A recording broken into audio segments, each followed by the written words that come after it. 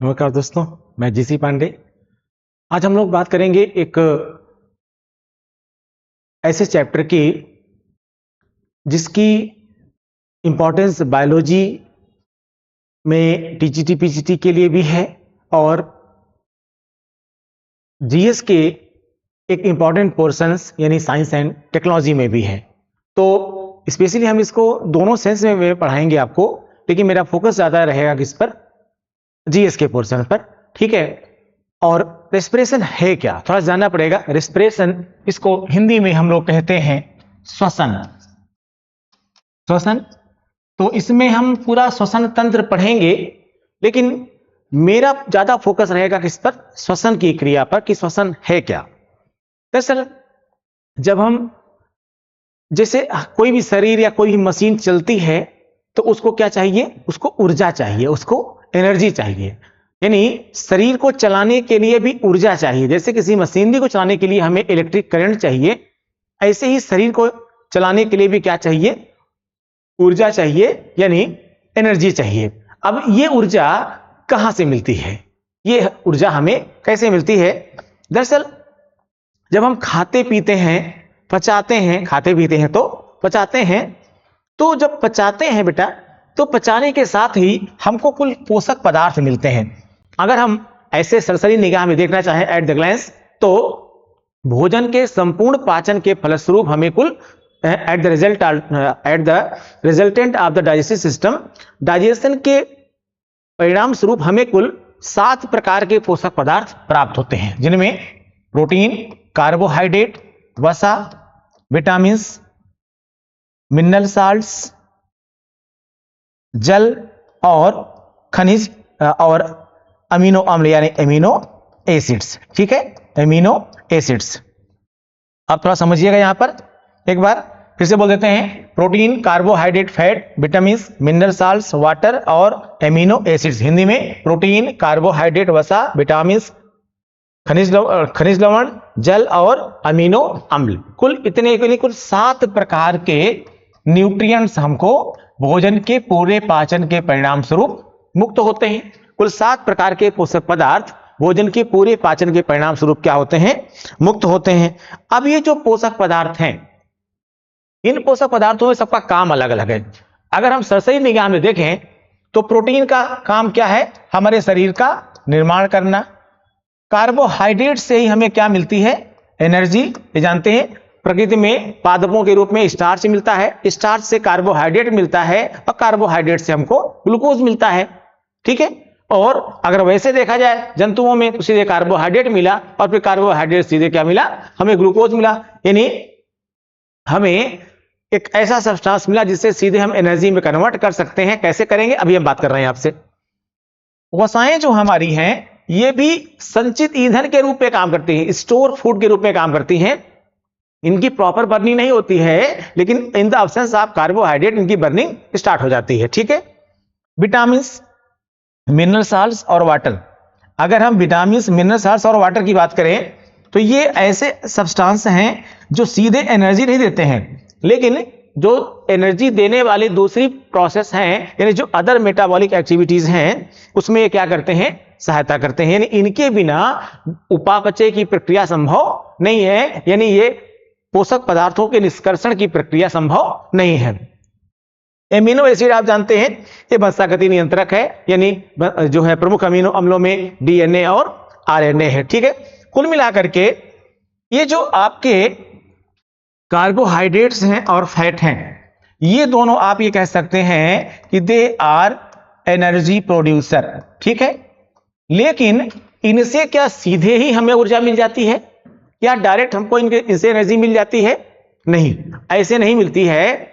Actual में हम कह सकते हैं कि शरीर को जीवित दशा में बनाए रखने के लिए हमें ऊर्जा की आवश्यकता होती है, और ये ऊर्जा हमें इन्हीं पोषक पदार्थों की, किसके, कार्बोहाइड्रेट के और वसाओं के जारण और विखंडन, केमिकल बर्निंग होती है। इनका अलग अलग छोटे छोटे भागों में तोड़ना होता है और उसी के बाद हमें क्या मिलती है, एनर्जी मिलती है। जैसे मैंने कहा कि हमें वैसे किसी मशीन को चलाने के लिए क्या चाहिए, करंट चाहिए।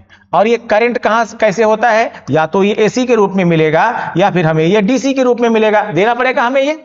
ऐसे ही हम ये कह सकते हैं कि हमें पूरे शरीर को चलाने के लिए, हमें पूरे शरीर को चलाने के लिए क्या चाहिए, हमें पूरे शरीर को चलाने के लिए क्या चाहिए, एटीपी चाहिए। क्या चाहिए, एटीपी चाहिए। एटीपी यानी एडेनोसिन ट्राईफॉस्फेट। और ये जो एटीपी की प्राप्त करने की प्रक्रिया है कहां से, आप कह सकते हैं कि ग्लूकोज से एटीपी प्राप्त करने की जो प्रक्रिया है उसे ही हम क्या कहते हैं, श्वसन कहते हैं, या उसी को हम रेस्पिरेशन कहते हैं। क्या कहते हैं, उसी को हम रेस्पिरेशन कहते हैं। यानी ग्लूकोज के रासायनिक जारण और विखंडन के परिणाम स्वरूप जो एटीपी प्राप्त करने की प्रक्रिया है उसी को क्या कहते हैं, हम श्वसन कहते हैं। अब कहना तो ये आसान हो गया, लेकिन क्या श्वसन इतना आसान है, इतनी आसानी से ऊर्जा प्राप्त हो जाती है, इसको हमको देखना। हाँ, थोड़ा सा और समझ लीजिए आप यहां पर कि ये जो श्वसन यानी जो एटीपी प्राप्त करने की प्रक्रिया है ये कहां पे संपन्न होती है। आप ये कह सकते हैं कि एटीपी प्राप्त करने की प्रक्रिया कहां पर संपन्न होती है, यानी श्वसन की क्रिया कहां संपन्न होती है, माइटोकॉन्ड्रिया में होती है। और कहां पर होती है, कोशिका के साइटोप्लाज्म में होती है। कोशिका के साइटोप्लाज्म में होती है, ठीक है ना। अब किन में साइटोप्लाज्म में होती है, किन में माइटोकॉन्ड्रिया में होती है, कैसे होती है, इन पर हम लोग अभी बात करेंगे। फिलहाल हम यहां पर ये कह रहे हैं कि श्वसन को आपने फिलहाल अभी इतना तो समझ लिया कि श्वसन है क्या, ठीक। चलिए अब हम श्वसन को थोड़ा सा ब्रॉड करते हैं, एब्रिविएट करते हैं कि श्वसन कैसे होता है और श्वसन की जो है श्वसन में किन किन अंगों की और किस प्रकार से श्वसन की पूरी प्रक्रिया संपन्न होती है। तो हम थोड़ा सा ग्राफ बनाते हुए चलते हैं और समझाते हैं आपको। हम एक बार इंग्लिश में लिख रहे हैं और भी उसी को हम बाद में हिंदी में भी लिखेंगे जिससे किसी को कोई प्रॉब्लम ना हो। देखिए ये जो रेस्पिरेशन है, किस रेस्पिरेशन को, श्वसन को हम कुल मिलाकर के 3 भागों में बांटते हैं। श्वसन की प्रक्रिया को हम 3 भागों में बांटते हैं, या कह सकते हैं कि श्वसन जो हमारा है वो 3 प्रकार का होता है, ठीक है। पहला है, एक है इंटरनल रेस्पिरेशन, एक है इंटरनल रेस्पिरेशन, इंटरनल रेस्पिरेशन। दूसरा है गैसियस ट्रांसपोर्टेशन, और तीसरा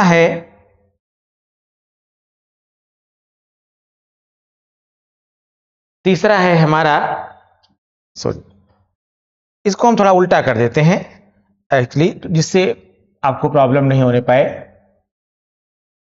पहले को हम कह देते हैं एक्सटर्नल रेस्पिरेशन, एक्सटर्नल रेस्पिरेशन। दूसरा है गैसियस ट्रांसपोर्टेशन और तीसरा है इंटरनल रेस्पिरेशन, इंटरनल रेस्पिरेशन। मैं इसको हिंदी में भी लिख रहा हूं, बिल्कुल परेशान होने की जरूरत नहीं है दोनों मीडियम के स्टूडेंट्स को। मैं पूरी कोशिश कर रहा हूं कि दोनों आपको आए। रेस्पिरेशन को हम आप कहते हैं श्वसन। क्या कहते हैं, श्वसन कहते हैं। एक्सटर्नल रेस्पिरेशन को हम कहेंगे बाह्य श्वसन, बाह्य श्वसन। इसको हम कहेंगे हिंदी में गैसीय विनिमय, गैसीय विनिमय। और इसको कहते हैं आंतरिक श्वसन, आंतरिक श्वसन, आंतरिक श्वसन। अब ये एक्सटर्नल रेस्पिरेशन क्या है, एक्चुअली एक्सटर्नल रेस्पिरेशन को हम 2 भागों में बांटते हैं। एक्सटर्नल रेस्पिरेशन को हम 2 भागों में बांटते हैं। एक है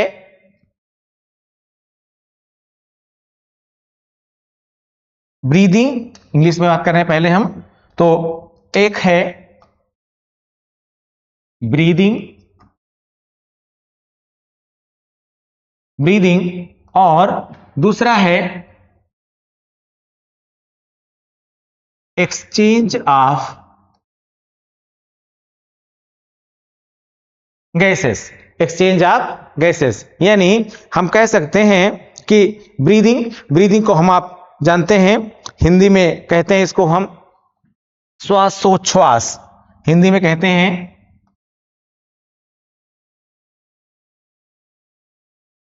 श्वासोच्छ्वास, और इसे कहते हैं गैसीय, एक्सचेंज ऑफ गैसेस में गैसीय विनिमय। यहां पर थोड़ी सी ये गलती हो गई है इसकी हिंदी की, इसको मैं सही कर देता हूं। इसे हम गैसीय परिवहन कहते हैं, गैसीय परिवहन कहते हैं, ठीक है। तो पहला हो गया, इसमें एक्सटर्नल रिस्पायरेशन को दो भागों में बांटते हैं हम, ब्रीदिंग और एक्सचेंज ऑफ गैसेस। जो गैसियस ट्रांसपोर्टेशन है, गैसियस ट्रांसपोर्टेशन को भी हम दो भागों में बांटते हैं, गैसियस ट्रांसपोर्टेशन को भी हम दो भागों में बांटते हैं। इसमें एक तो होता है transportation of oxygen, transportation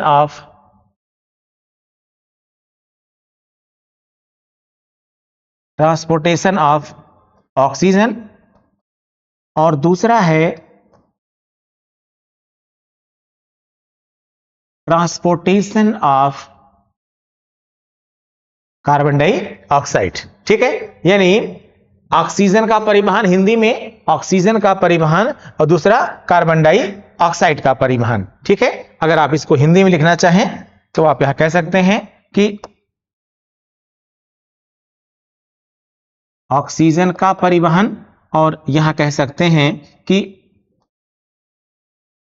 CO2 का परिवहन, CO2 का परिवहन, ठीक है। और जो इंटरनल रिस्पायरेशन आप यहां पर देख रहे हैं, इंटरनल रिस्पायरेशन जो आप देख रहे हैं, इंटरनल रिस्पायरेशन भी दो प्रकार का होता है। एक है एरोबिक रिस्पायरेशन,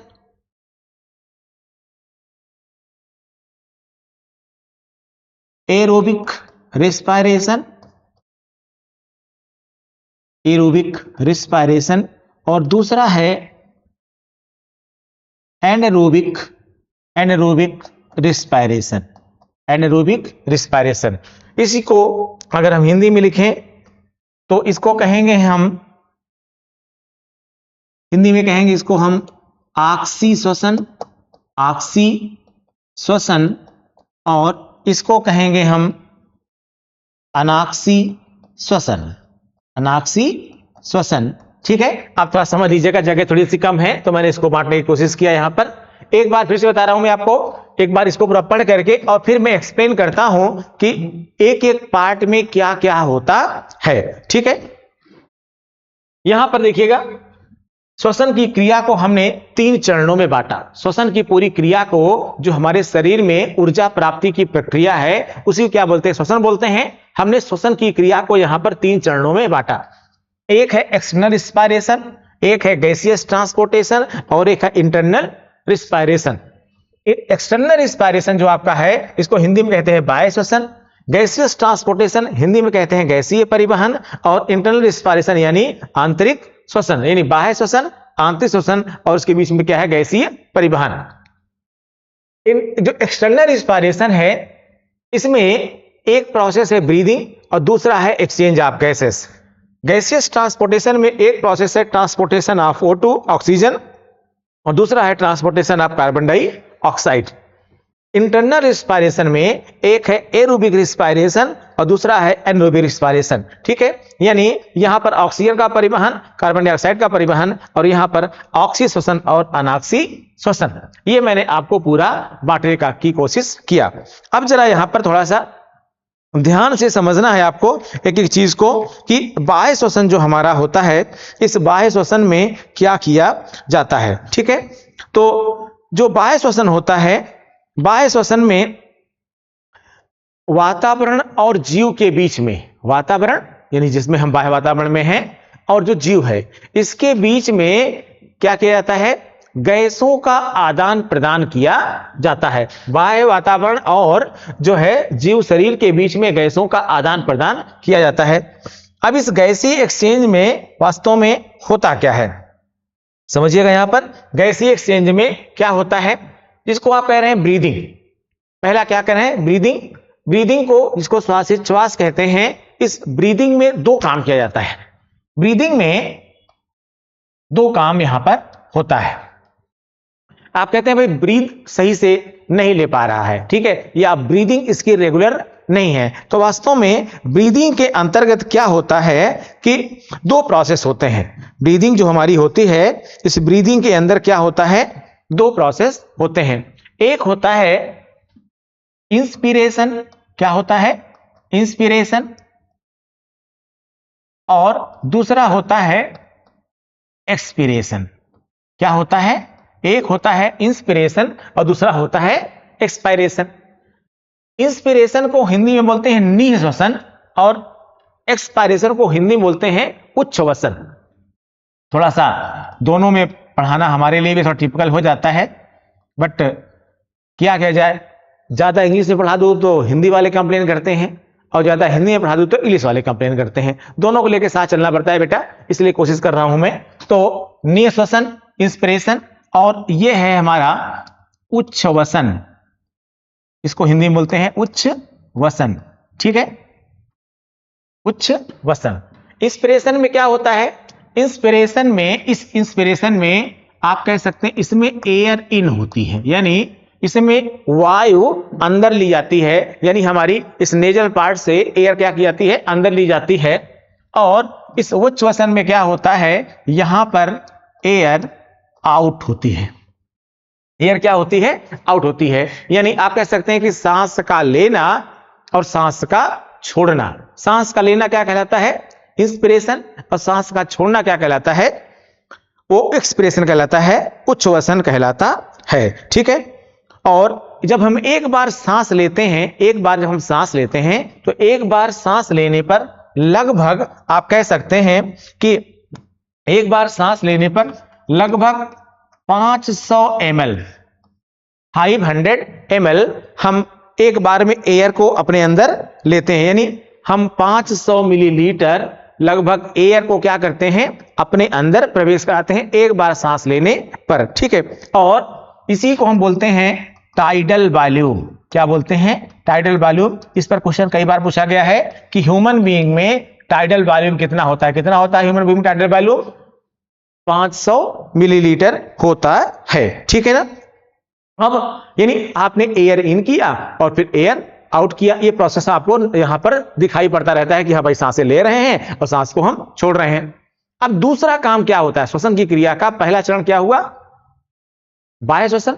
बाह्य श्वसन के अंतर्गत पहला काम क्या हुआ, ब्रीदिंग। इस ब्रीदिंग में क्या होता है भैया, एयर इन की जाती है और एयर आउट की जाती है।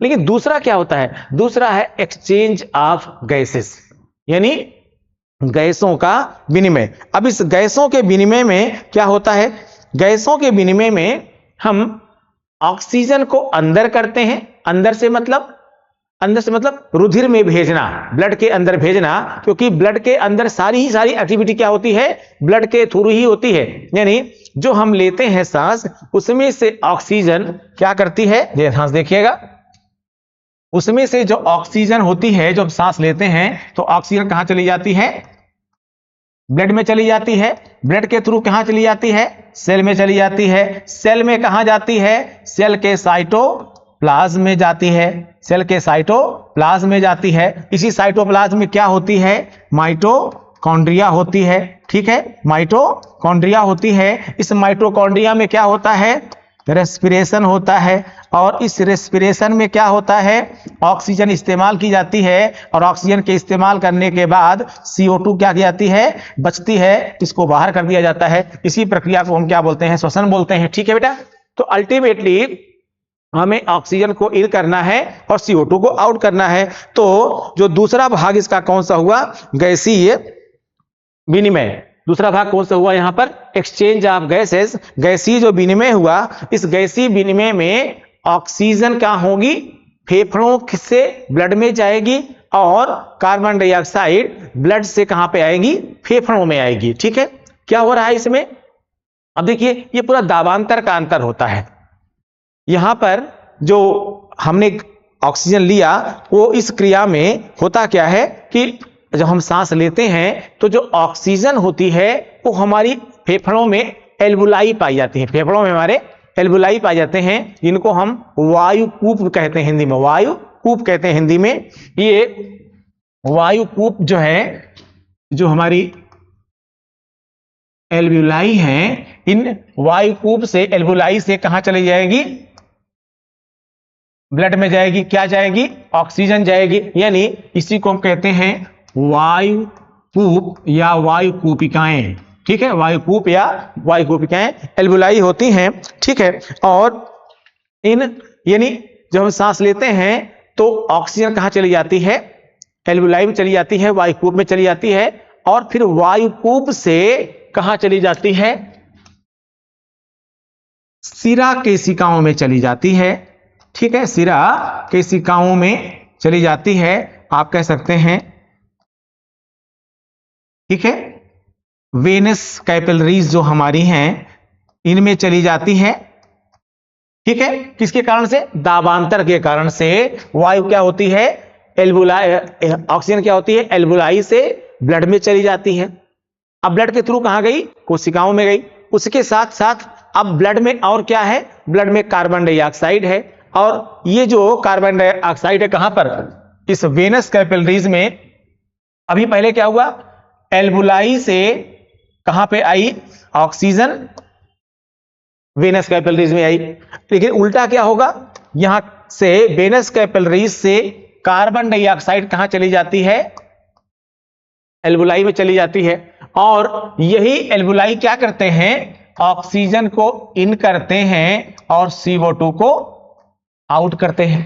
ये ऑक्सीजन अंदर चली जाती है और कार्बन डाइऑक्साइड बाहर चली जाती है। जब आती है तो ऑक्सीजन एयर के साथ मिक्स होके आती है, जिसको हमने ब्रीदिंग में समझाया इससे पहले आपको, यहां ब्रीदिंग में समझाया मैंने आपको। ठीक है, लेकिन जब जाती है तो चूंकि जो ऑक्सीजन के अलावा दूसरी गैसेज होती हैं उनके साथ मिश्रण बना करके CO2 क्या होती है, बाहर निकल जाती है। ठीक है, तो इस प्रक्रिया को हम क्या कहते हैं, गैसों का विनिमय कहते हैं। ठीक है, गैसीय विनिमय होता है। अब इसके बाद हम दूसरे चरण पर आते हैं, किसके, यानी पहले में क्या देखा आपने, ब्रीदिंग देखा और एक्सचेंज ऑफ गैसेस देखा। ठीक है, ब्रीदिंग देखा और एक्सचेंज ऑफ गैसेस देखा। ब्रीदिंग में क्या हुआ, एयर इन हुई और एयर आउट हुई। एक्सचेंज ऑफ गैसेस में क्या देखा आपने कि कैसे ऑक्सीजन को एल्वुलाई से कहां पे छोड़ा जा रहा है, हमारी ब्लड कैपिलरीज में छोड़ा जा रहा है, वेनस कैपिलरीज में छोड़ा जा रहा है, और कार्बन डाइऑक्साइड को उल्टा किया जा रहा है, वेनस कैपिलरीज से यानी हमारी रक्त नलिकाओं से वापस एल्वुलाई में कार्बन डाइऑक्साइड को छोड़ा जा रहा है, जिससे कि कार्बन डाइऑक्साइड एयर के साथ मिक्स होकर के बाहर चली जाए। ठीक है, ये पहले चरण में हमारे यहां पर हुआ। अब हम आते हैं किस पर, दूसरे चरण में, गैसियस ट्रांसपोर्टेशन में, यानी गैसीय परिवहन में। किसमें, गैसीय परिवहन में। गैसीय परिवहन में क्या होता है, ट्रांसपोर्टेशन ऑफ O2 और ट्रांसपोर्टेशन ऑफ CO2, यानी जो गैसियस ट्रांसपोर्टेशन अब ब्लड में चला गया, इसमें क्या हुआ, यहां से एक्सचेंज ऑफ गैसेस में क्या हो रहा है, ब्लड में चली गई ऑक्सीजन। अब ब्लड में ऑक्सीजन भी है और ब्लड में कार्बन डाइऑक्साइड भी है। अब इनका कैसे ट्रांसपोर्टेशन होता है, यहां ट्रांसपोर्टेशन से मतलब है कि कैसे कोशिकाओं में, कैसे इनको कहां ले जाया जाए, ब्लड के माध्यम से कहां ले जाया जाए, सेल में ले जाया जाए, सेल तक कैसे इनको ले जाया जाए, और फिर सेल से कैसे कार्बन डाइऑक्साइड को वापस लाया जाए। तो क्या किया जाता है, यहां पर दो काम होता है, थोड़ा समझिएगा इस चीज को। यहां पर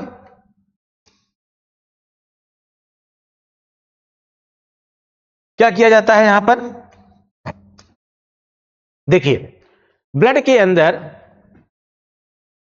हीमोग्लोबिन है, ब्लड के अंदर हीमोग्लोबिन है। अब ब्लड में क्या पहुंच गई है, ऑक्सीजन पहुंच गई है।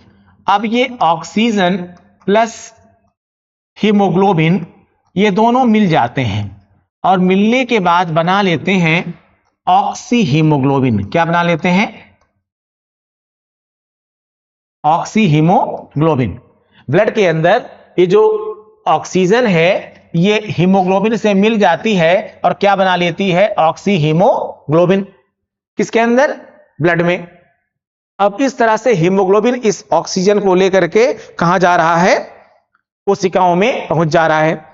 जब ये कोशिकाओं में पहुंच जाता है तो कोशिकाओं में पहुंचने के बाद क्या होता है कि वहां पर जो सब दाबांतर का खेल है, ये इस तरह से ऑक्सीजन हीमोग्लोबिन से मिल गई, क्या बना लिया, ऑक्सी हीमोग्लोबिन बना लिया। ऑक्सी हीमोग्लोबिन के रूप में ये रुधिर के माध्यम से, ब्लड के माध्यम से ऑक्सीजन कहां पहुंच जा रही है, कोशिकाओं में पहुंच जा रही है। अब जब ये कोशिकाओं में पहुंच रही है तो वहां पर कोशिकाओं में जो आंशिक दाब होता है वो ब्लड के आंशिक दाब से ज्यादा, आंशिक दाब कम होता है, ठीक है। यानी कोशिकाओं के अंदर आंशिक दाब जो होता है वो कम होता है, और आंशिक दाब कम होने से क्या होता है कि जो ये ऑक्सी हीमोग्लोबिन है, ये जो ऑक्सी हीमोग्लोबिन है ये टूट जाता है किसमें, फिर से किसमें, ऑक्सीजन में और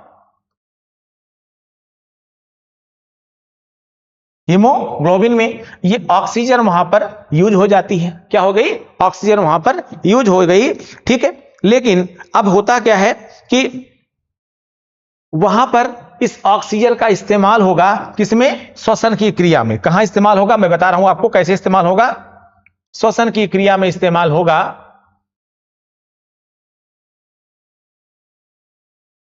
श्वसन की क्रिया में इस्तेमाल होगा। कैसे इस्तेमाल होता है देखिएगा यहां पर अभी,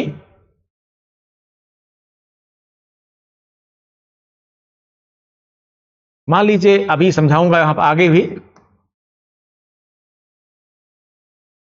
C6H12O6 + 6H2O + 6O2, ये ऑक्सीजन का यूज हो रहा है। अब इसके बाद क्या होगा, इस्तेमाल के बाद कार्बन डाइऑक्साइड ये बन रही है प्लस 12H2O यानी जल बन रहा है, और साथ में ये ATP बन रही है। यही ATP हमारे शरीर को, इसी ATP की हमारे शरीर को आवश्यकता है। अब ये जो CO2 बची, यहां जो ध्यान से देखिएगा आप लोग, जो ये CO2 बच रही है यहां पर, इस CO2 को बाहर लाना है, इस CO2 को बाहर लाना है। अब ये CO2 किसके साथ आएगी, ये CO2 जुड़ जाएगी कार्बन डाइऑक्साइड प्लस हीमोग्लोबिन, ठीक है। अब ये हीमोग्लोबिन क्या हो गया, ये कार्बन डाइऑक्साइड और हीमोग्लोबिन फिर से, यानी यही हीमोग्लोबिन ही क्या करता है, ऑक्सीजन को भी कैरी करता है, ऑक्सीजन ले जाता है कहां पर, कोशिकाओं में। यानी ऑक्सीजन जो हमने फेफड़ों से ली, उस ऑक्सीजन को रुधिर केशिकाओं के माध्यम से कहां ले जा रहा है, कोशिकाओं तक। कोशिकाओं में जो उपापचयी प्रक्रिया हुई, ठीक है, ये जो ऑक्सीशोषण की प्रक्रिया हुई, इसके माध्यम से जो ATP बनी, उसके बाद जो CO2 बनी है, इस CO2 क्या करेगा, लेकर के आएगा कौन, हीमोग्लोबिन, वापस हीमोग्लोबिन ही लेके आता है, ठीक है। और अब यहां पर क्या होता है कि यहां पर भी वही गैसियस विनिमय होता है।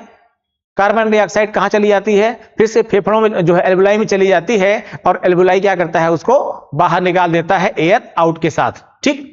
तो इस तरह से CO2 बाहर चली जाती है। लेकिन यहां ये ध्यान दीजिएगा कि जो हीमोग्लोबिन वापस लेके आ रहा है कार्बन डाइऑक्साइड, ये कार्बन डाइऑक्साइड पूरी की पूरी जितना कोशिका में बन रही है, ये पूरी नहीं होती है, ये पूरी कार्बन डाइऑक्साइड नहीं होती है। वास्तव में आप कह सकते हैं कि यह कुल जितनी CO2 बनी है उसका केवल 15 से 20% ही होती है बस। तो जो रेस्ट 80% बची, जो बाकी 80% बची, उस 80% का अलग अलग भाग, लगभग आप कह सकते हैं कि लगभग 70% के आसपास जो है वो कार्बोनेट के रूप में उत्सर्जित होता है। लगभग 7% भाग जो है वो प्लाज्मा में घुल जाता है, प्लाज्मा के माध्यम से उत्सर्जित होता है, और लगभग 23% भाग जो है वो कार्बनिक अम्ल होती हैं, उन कार्बनिक अम्लों के रूप में उत्सर्जित होता है, ठीक है। अब मनुष्य में जो सांस लेने की गति होती है लगभग, वो कितना होती है, लगभग 12 से 15 बार प्रति मिनट, यानी जो हमारे शरीर का ब्रीदिंग रेट होता है वो लगभग 12 से 15 जो है बार प्रति मिनट होता है, ठीक है। लेकिन यहां पर यह भी आपको याद रखना होगा कि जैसे हमने ब्रीदिंग में यह बताया कि जो एयर इन और एयर आउट का प्रोसेस है, इस एयर इन और एयर आउट में जितनी एयर आती है वो सारी की सारी एयर वापस नहीं जा पाती है, उसका कुछ ना कुछ पार्ट हमेशा शेष रह जाता है। और इस शेष रहने के कारण ही लगभग आप मान के चलिए कि लगभग 1500 मिलीलीटर, लगभग 1500 मिलीमीटर, लगभग 1500 मिलीमीटर के आसपास, लगभग कितना 1500 मिलीलीटर के आसपास वायु हमेशा फेफड़ों में रह जाती है। ठीक है, 15 से लगभग 1500 मिलीलीटर वायु हमेशा फेफड़ों में रह जाती है। और इस 1500 यानी जैसे ना कई बार हम सांस रोक लेते हैं, तो सांस रोकने के बाद जो कुछ समय तक हम सांस अंदर से ले पाते हैं, इसी कारण से ले पाते हैं। ठीक है ना, और इसको हम बोलते हैं, जो 1500 मिलीलीटर हमारी एयर है, इसको हम बोलते हैं, हिंदी में कहते हैं इसको हम कार्यात्मक अवशेष समर्थ। ठीक है, कार्यात्मक अवशेष समर्थ। ठीक है, या इसी को हम लोग इंग्लिश में कहते हैं functional residual reserve, functional residual reserve, यानी ये इतना रिजर्व हमारे लंग्स में रहता है। ठीक है, और इसी कारण से कुछ देर हम सांस रोकने के बाद जो है हम आगे सांस ले पाते हैं। लेकिन यहां याद रखिएगा, ये जो फंक्शनल रेजिडुअल रिजर्व है लगभग 1500 ml, यही हमारे फेफड़ों की कार्यात्मक क्षमता भी बताता है। जैसे कोरोना में आपने देखा कि लोग जो है बैलून फुला रहे थे और बैलून फुला करके लंग्स की कैपेसिटी को बढ़ा रहे थे, यानी कितना देर तक बिना सांस रोके आप रह सकते हैं, इसकी प्रैक्टिस कर रहे थे। इससे जो है लंग्स स्ट्रांग होते हैं हमारे। ठीक है, ये जो हम लोग योगा करते हैं कई बार, जिसमें तेज सांस खींचते हैं, फिर सांस रोकते हैं और फिर क्या करते हैं, उसको सांस को निकालते हैं, इससे हमारा जो ये फंक्शनल रेजिडुअल रिजर्व है ये मेंटेन होता है, बढ़ जाता है। ये हमने आपको एक एवरेज लिखा 1500 ml का जो लिखा मैंने आपसे, लेकिन क्या लिखा, ये लगभग एक एवरेज लिखा, लेकिन इससे ज्यादा भी आप कर सकते हैं। ठीक है, यहां पर एक चीज आपको ध्यान रखना होगा कि जैसे एक बच्चे ने हमसे क्वेश्चन पूछा, जैसे सर हम लोग सांस लेते हैं तो ठंड के समय या नॉर्मली जैसे गाड़ी के अंदर, कार के अंदर आप सांस लेंगे, ये आपको ठंडी में ज्यादा दिखाई पड़ेगा, तो अंदर गाड़ी के शीशों के अंदर ही अंदर जो है पानी सा भर जाता है, पानी सा भर जाता है। खासकर गर्मियों में अगर आप एसी चलाते रहते हैं गाड़ी का, तब तो आपको समझ में नहीं आता है, लेकिन जब ठंडी में आप नहीं चला रहे होते हैं तो आपको ज्यादा दिखाई पड़ता है, ज्यादा समझ में आता है। उसके पीछे कारण क्या होता है? एक्चुअल में जो हम सांस बाहर निकालते हैं, यहां पे आपको जानना पड़ेगा, जो हम सांस बाहर निकालते हैं, अगर हम इसका 24 घंटे का एक रेशियो निकालें तो आप ये कह सकते हैं कि हमारी सांस के साथ लगभग 400 ml यानी लगभग 400 ml के आसपास हम नाक से नमी भी बाहर ले आते हैं, यानी कह सकते हैं पानी लगभग 400 मिलीलीटर 24 घंटे में, लगभग 400 मिलीलीटर ऑन एवरेज कह सकते हैं, आधा लीटर हम डेली पानी निकालते हैं नाक से। डेली हम नाक के थ्रू पानी निकालते हैं, ये नाक से आता है, लेकिन चूंकि क्या होता है, सांस गर्म आती है, उसके साथ यह रहता है वेपर की उसमें रहता है, और ये वेपर के साथ उड़ जाता है, टपकता नहीं है। नहीं तो समझो कि तो इतना निकालते हैं, टपकता तो दिखाई नहीं पड़ता है। वो टपकता तभी दिखाई पड़ेगा जब आपको सर्दी हो गई होगी। सर्दी हो जाने पर क्या होता है, जो सांस निकलती है अंदर से वो ठंडी ठंडी निकलती है, उसके कारण से वो जो वेपर की स्टेज में रहता है, वो नमी के कारण से वो नमी जो है वो पानी में परिवर्तित हो जाती है, और फिर जो है आपको रुमाल से साफ करना पड़ता है। ठीक है, तो ये लगभग 400 ml 400 ml के आसपास हम क्या करते हैं, डेली इसको निकालते भी हैं। ठीक है, अब ये हमने आपको क्या बताया, यहां ध्यान दीजिएगा, ये दूसरा पार्ट हमने बताया क्या, गैसियस ट्रांसपोर्टेशन, जिसमें ट्रांसपोर्टेशन कैसे होता है ऑक्सीजन का, और दूसरा ट्रांसपोर्टेशन किसका जो होता है वो कार्बन डाइऑक्साइड का। अब हम तीसरे पार्ट पर आ रहे हैं, इंटरनल रेस्पिरेशन यानी आंतरिक श्वसन पर। आंतरिक श्वसन को हमने यहां बताया है आपको दो भागों में बांटा है, एक तो एरोबिक रेस्पिरेशन और दूसरा क्या होता है, एनारोबिक रेस्पिरेशन। अब इसको थोड़ा ध्यान से आप लोग समझिएगा कि ये एरोबिक रेस्पिरेशन क्या है और एनारोबिक रेस्पिरेशन क्या है। आइए मैं फिर से यहां पर देख रहा हूं आपको। तीसरा हमने क्या बताया अभी आपको, आंतरिक श्वसन। आंतरिक श्वसन यानी internal respiration. Internal respiration, internal respiration जो है में क्या होता है, इसमें एटीपी की प्राप्ति होती है। इसमें क्या होता है, एटीपी की प्राप्ति होती है। एटीपी की प्राप्ति होती है। अब एटीपी कैसे मिलती है जरा इसको समझिएगा। एटीपी कैसे प्राप्त होती है,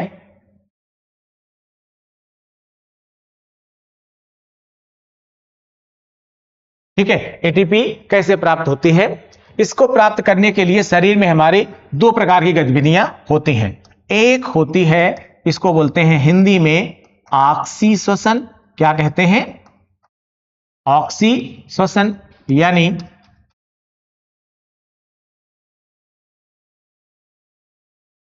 एरोबिक रेस्पायरेशन इंग्लिश में कहेंगे, ठीक है। और दूसरा है अनाक्सी श्वसन। अनाक्सी श्वसन यानी anaerobic respiration. Anaerobic respiration, anaerobic respiration, ठीक है। अब ये ऑक्सी श्वसन क्या है और अनाक्सी श्वसन क्या है, अब पहले इसको देख लेते हैं और फिर बाद में हम इसको देखते हैं। तो पहले हम किसको लेते हैं, एरोबिक रिस्पायरेशन को, ऑक्सी श्वसन को। ध्यान दीजिएगा, इसमें जो पहला क्वेश्चन बनता है कि ये जो क्रिया होती है, पहली चीज तो ऑक्सीजन की उपस्थिति में हो रही है। कहां पे हो रही है, कोशिका की माइटोकॉन्ड्रिया में हो रही है। कहां पे हो रही है, कोशिका की माइटोकॉन्ड्रिया में हो रही है। और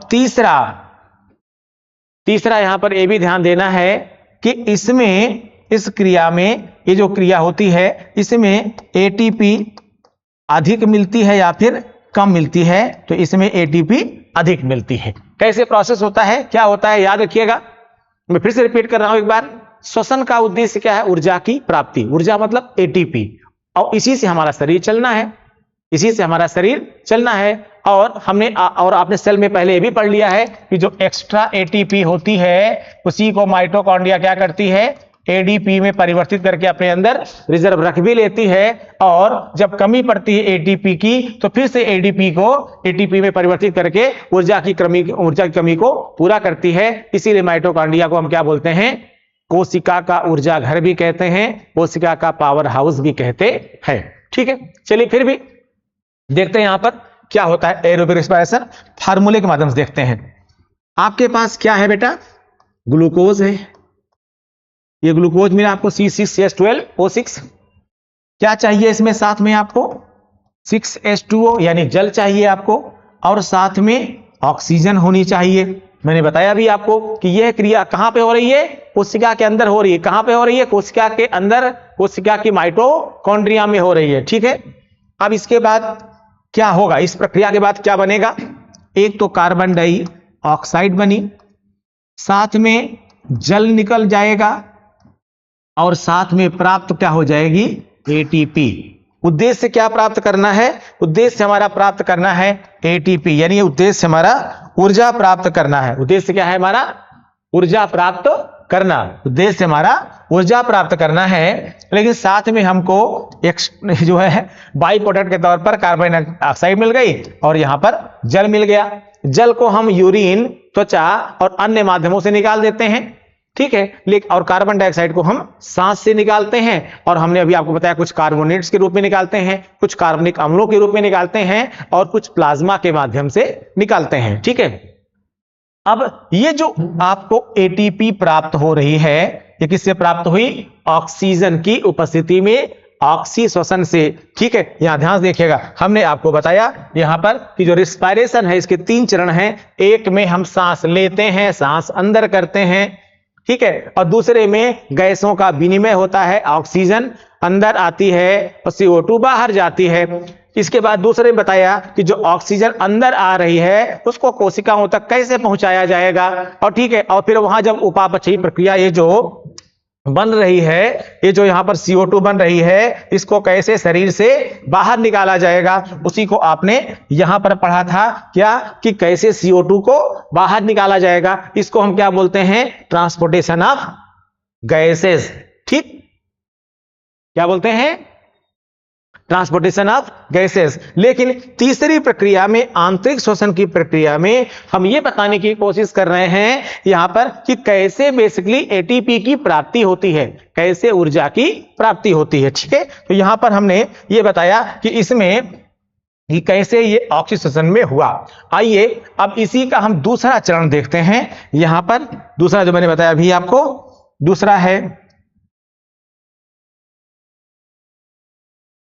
दूसरा है अनाक्षी श्वसन। अनाक्षी श्वसन यानी एनारोबिक रिस्पायरेशन। एनारोबिक रिस्पायरेशन, पहला बाह्य श्वसन और दूसरा आंतरिक श्वसन, दूसरा गैसीय परिवहन और तीसरा क्या, आंतरिक श्वसन। और इसी आंतरिक श्वसन को हमने दो भागों में बांटा, पहला बांटा आक्षी श्वसन में और दूसरा बांटा अनाक्षी श्वसन में, यानी यहां पर एरोबिक रिस्पायरेशन और यहां पर एनारोबिक रिस्पायरेशन। ठीक है, अब इसके बाद क्या हुआ, इस एनारोबिक रिस्पायरेशन में होता क्या है जरा ध्यान समझिए, और इसकी जरूरत क्या है। जैसे यहां कुछ की पॉइंट्स थे, ऐसे समझिए यहां पर, यहां के कुछ की पॉइंट्स को, क्या, पहली चीज तो ये ऑक्सीजन की अनुपस्थिति में होता है।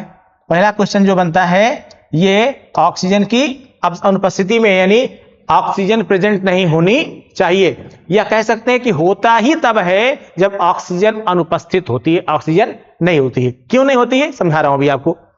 दूसरा, ये वाला माइटोकॉन्ड्रिया में हो रहा था, ऑक्सी कहां पर, ऑक्सीजन की उपस्थिति में हो रहा था, ये ऑक्सीजन की उपस्थिति में हो रही थी। ये ऑक्सीजन यानी एरोबिक रिस्पायरेशन माइटोकॉन्ड्रिया में हो रहा था, ये कहां पर होगा, साइटोप्लाज्म में यानी कोशिका द्रव्य में होगा। और तीसरा, इसमें एटीपी अधिक बन रही थी, यहां पर एटीपी कम बन रही है, यहां पर एटीपी क्या होगी, कम बन रही है। ठीक है, यहां पर एटीपी कम बनेगी। अब क्या होता है, एटीपी भी कम बन रही है, तो ये होता क्यों है, ये जानना होगा। दरअसल क्या है, हमारे शरीर का निर्माण नेचर ने इस तरह से किया हुआ है कि ऐसा कुछ नहीं कहा गया कि आप इसी तरह बैठिए, इस तरह से लेटिए, इस करवट से लेटिए, इस तरह से लेटिए, आराम करिए। दरअसल शरीर ऐसा बनाया गया है कि इसकी पोजीशन को आप लगातार परिवर्तित करते रहिए। ठीक है, लगातार परिवर्तित करके, क्योंकि शरीर को काम करना है। अब खड़े होना है तो पैर पे खड़े होना है, बैठना है तो किसी और एंगल पे बैठना है, लेटना है तो किसी और एंगल पे लेटना है। अब उससे क्या होता है कि कुछ ऊतक हमारे ऐसे होते हैं, कुछ टिश्यूज हमारे ऐसे होते हैं कि जब एक पर्टिकुलर पोजीशन पर वो दब जाते हैं, तो एक्चुअल में वहां पर प्रॉपर ऑक्सीजन का जो ट्रांसपोर्टेशन है वो नहीं हो पाता है, गैसीय परिवहन नहीं हो पाता है रुधिर के माध्यम से, क्योंकि रुधिर नलिकाओं में इतना दाब नहीं हो पाता है कि वो उसको ले जा सके। जाहिर सी बात है कि जब ऐसा नहीं हो पाता तो क्या किया जाएगा, नेचर ने एक इन्वर्टर लगा दिया है हमारी बॉडी में कि जब ऑक्सीजन उपस्थित नहीं हो तो ऑक्सीजन की अनुपस्थिति में भी प्रक्रिया कौन सी, श्वसन की प्रक्रिया चलती रहे। और श्वसन की प्रक्रिया में क्या होता है, एटीपी बनती है, और एटीपी अगर नहीं बनेगी तो शरीर हमारी, कोशिकाएं हमारी मर जाएगी, शरीर हमारा खत्म हो जाएगा। तो इसी प्रक्रिया के लिए क्या बना दिया कि ऑक्सीजन अगर नहीं भी हो तो भी काम चलता रहे। ठीक है, तो ये कहां कहां पर होता है अनाक्षी श्वसन, एनारोबिक रिस्पायरेशन दबे हुए ऊतकों में होता है, जो प्रेशर से नीचे दब गए होते हैं। ठीक है, गहरे स्थानों के ऊतकों में होता है, जो डीप टिश्यूज हैं वहां पर होता है, और साथ में जो डैमेज टिश्यूज हैं, क्षतिग्रस्त जो ऊतक होते हैं वहां पर होता है। ठीक है, तो डीप टिश्यूज पर, डैमेज टिश्यूज में, डीप टिश्यूज में डैमेज टिश्यूज में और साथ में जो हमारे कह सकते हैं जो ऐसे हैं जहां पर यानी गहरे स्थानों के ऊतक हैं, दबे हुए ऊतक हैं, या कह सकते हैं कि क्षतिग्रस्त ऊतक, प्रेशराइज्ड टिश्यूज हैं, वहां पर भी होता है। ठीक, ऑक्सीजन की अनुपस्थिति में होता है। क्या होता है इस पे देखिएगा, यहां पर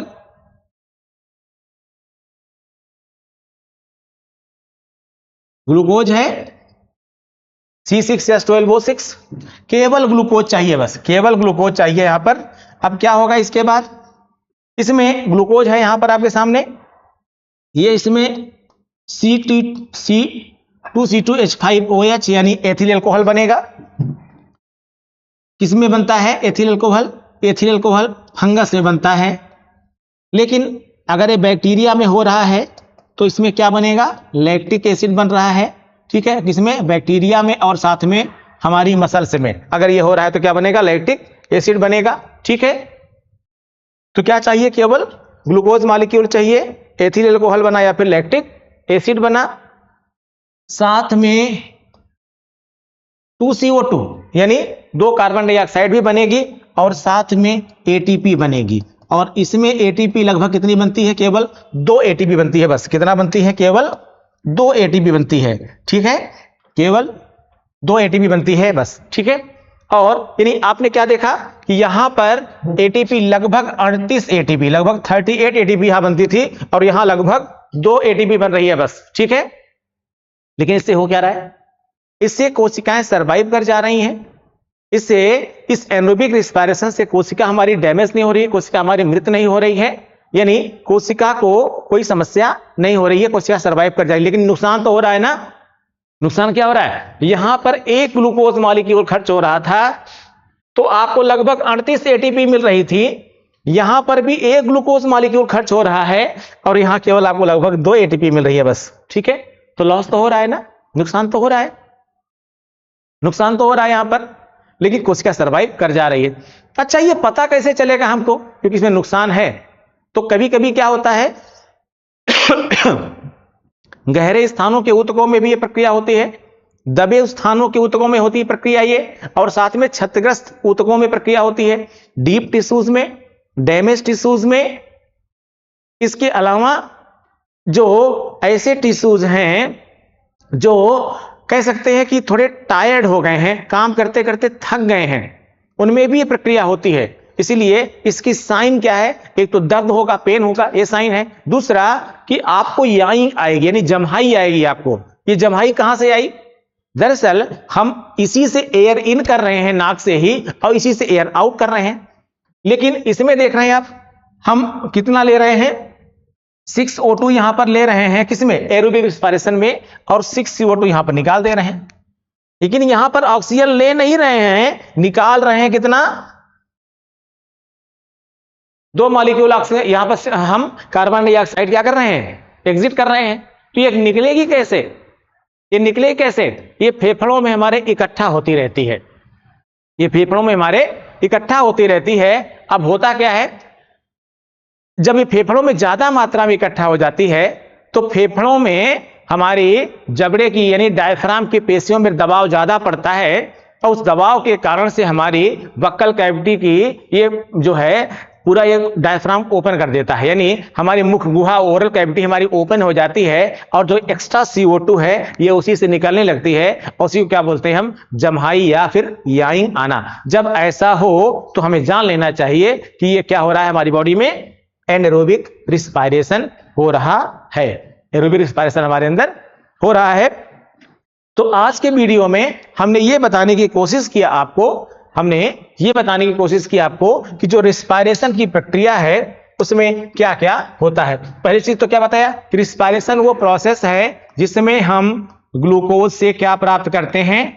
ATP प्राप्त करते हैं। अब इस ATP प्राप्त करने के 3 माध्यम, इस ATP प्राप्त करने की प्रक्रिया को ही हम क्या बोलते हैं? श्वसन या रिस्पिरेशन बोलते हैं। इस रिस्पिरेशन की प्रक्रिया को हम 3 भागों में बांटते हैं, बाह्य श्वसन, गैसीय परिवहन और आंतरिक श्वसन। बाह्य श्वसन जो हमारा है इसको 2 भागों में बांटते हैं, श्वासोच्छ्वास और गैसीय विनिमय में बांटते हैं। गैसीय परिवहन के फिर से 2 भाग हैं, ऑक्सीजन का परिवहन और कार्बन ऑक्साइड का परिवहन, और तीसरा है जब कोशिकाओं तक पहुंच जाती है क्या हमारी ऑक्सीजन, उसको बोलते हैं आंतरिक श्वसन। इस आंतरिक श्वसन में दो प्रक्रियाएं हैं, एक ऑक्सीजन की उपस्थिति में होता है उसको बोलते हैं हम ऑक्सीय श्वसन, और दूसरा ऑक्सीजन की अनुपस्थिति में होता है उसको बोलते हैं अनाक्सीय श्वसन। एक के माध्यम से ज्यादा एटीपी मिलती है और एक के माध्यम से कम एटीपी मिलती है। तो आज हमने श्वसन को संक्षेप में पूरे आपको बताने की कोशिश किया। इसके बाद के वीडियो में हम कुछ श्वसनांगों के बारे में, जो हमारे रेस्पिरेटरी ऑर्गन्स हैं, जैसे कि लंग्स है, ये कैसे काम करता है, फेफड़ा हमारा कैसे काम करता है, इसी के साथ साथ जो हमारे लैरिंग्स हैं और ट्रैकिया हैं, इन लैरिंग्स और ट्रैकिया में किस प्रकार का रिलेशन होता है। ठीक देखे, कई बार आप देखे होंगे खाते खाते आप खाने के साथ जो है खाते खाते जब कभी आप बोलने लगते हैं तो कभी कभी खाने कुछ टुकड़े अंदर चले जाते हैं तो आपको कफिंग होती है, खांसी आती है। वो क्यों होता है, उसका क्या रीजन है, हम उसकी बात भी करेंगे। ठीक है। और दूसरा, नेजल पैसेज में कौन को जैसे कॉमन कोल्ड क्यों हो जाता है और कॉमन कोल्ड होने पर क्या प्रॉब्लम्स आती हैं या क्या चीजें होती हैं। कभी कभी दमा या अस्थमा की समस्या हो जाती है, उसका क्या संबंध है इससे, हम इस पर भी आपको नेक्स्ट वीडियो में बात करेंगे। ठीक है, आप लोग देखिए। अगर कोई आपको लगता है समझ में नहीं आया तो आप हमें कमेंट्स में भी आप क्वेश्चन पूछ सकते हैं। कमेंट सेक्शन को हम देखते हैं और जहां हमें टाइम मिलेगा, उचित समय मिलेगा, हम आपके एक एक प्रश्न का उत्तर देंगे। फिलहाल जहां पर आपको वीडियो अच्छा लगे वहां आप उसको देखिए, जहां समस्या हो आप बताइएगा जरूर। कोशिश हमारी यही है कि हम हिंदी मीडियम और इंग्लिश मीडियम दोनों को सेटिस्फाइड कर सकें। पर कभी कभी मैं नहीं समझता हूं कि ऐसा नहीं होता है कि हम कोशिश करें और कोशिश पूरी तरह से जो है सफल ही हो जाए। लेकिन अगर फिर भी आपको कोई समस्या रहती है तो आप कमेंट्स करके या कोचिंग के दिए गए व्हाट्सएप नंबर पर भी हमसे क्वेश्चन आप पूछ सकते हैं। ठीक है, थैंक यू।